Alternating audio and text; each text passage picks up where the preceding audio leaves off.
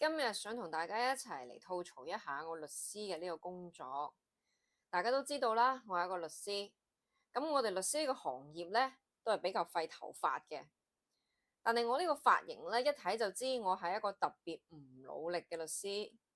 雖然我心裏面呢係承認嘅，但係我對我嘅解釋呢，就係我呢個人呢記性比較好，所以頭髮比較多。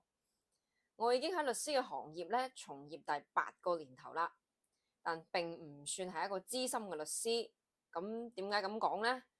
因為資深嘅律師咧係唔會有我呢一種茂盛嘅髮量嘅。工作8年咧，我最怕客戶稱讚我嘅說話咧，就係話我年輕有為。因為我知道當佢咁樣講嘅時候咧，就係客戶嫌我太年輕啦。長相同埋年齡不符咧，喺工作中真係一種好差嘅體驗。但係當我去到相親市場呢，啲紅娘就會經常同我講：啊，你條件樣樣都可以喎，但係可惜啦，你就係個高齡產婦。所以我經常都困惑呢，我到底係老定係年輕，非常之咁迷。當客戶第一次見到你嘅時候呢，覺得你生得特別着急嘅話呢，佢一般都會認為，呢個律師就應該好有實力。我舉個例子啊，比如話咧，你知道郭德綱同埋林志穎係同齡人啦。咁如果你唔知嘅話，我而家同你講完，你應該都知道啦吧？所以如果郭德綱同埋林志穎佢都係律師，咁你喺冇對兩個律師進行背調嘅情況之下，第一感覺嚟判斷，你都會認為郭德綱係比較有實力嘅。所以我見客戶嘅時候咧，經常故意都會扮到好老成咁樣，就會大大咁樣提高客戶心裏面對律師嘅嗰種實力嘅預期。生得年輕咧，其實某程度上你可以理解為比同齡人好睇一啲。好多人就話咧，顏值高好睇喺職場上面咧係比較吃香嘅。但係我覺得咧，除咗喺鏡頭前面嘅工作係有優勢之外咧，喺好多嘅行業裏面咧，其實總體嚟講都係算係一個劣勢嚟嘅。比如話係律師行業，客戶有時候咧會好客氣咁樣去稱讚我，應該好多人會話你係一個美女律師啦吧？我一般咧都會故作幽默咁樣回答佢，還好啦，呢樣嘢都分淡旺季嘅，其實。我一直咧都覺得自己咧都幾好睇嘅，因為喺我生活嘅呢個城市咧，所有人都叫我靚女，我從細到大都冇覺得自己醜過。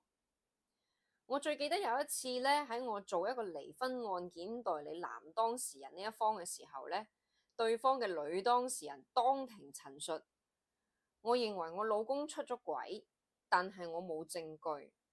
我今日開庭見到佢同佢委託嘅呢個律師，我認為佢哋一定有不可告人、不可描述嘅秘密。我認為狐狸精就係呢個律師。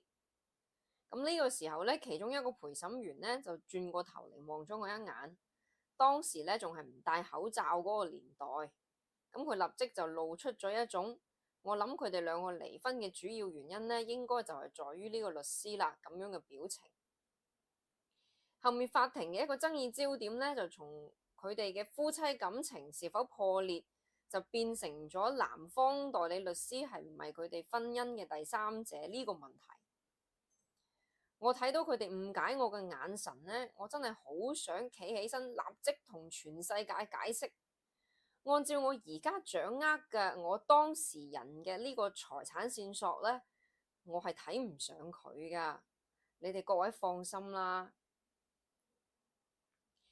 我有陣時咧會喺啲陌生人嘅聚會咧，人哋問我，你做咩職業㗎嘅時候咧，咁如果我答我係一個律師，人哋就會好驚訝咁樣講，吓？真係㗎？唔似喎。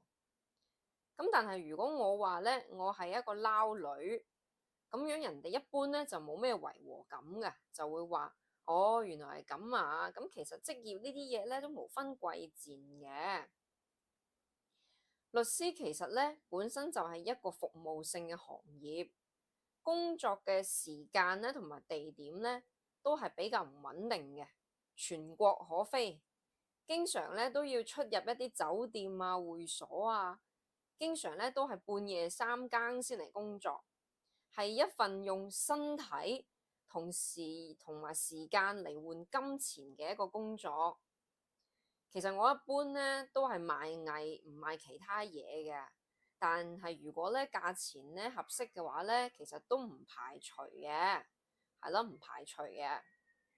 我講嘅係賣貨啊，係直播帶貨賣貨啊，你唔好諗其他古靈精怪嘢啊。我係江律師，關注我，帶你感受法律嚴謹又快樂嘅一面。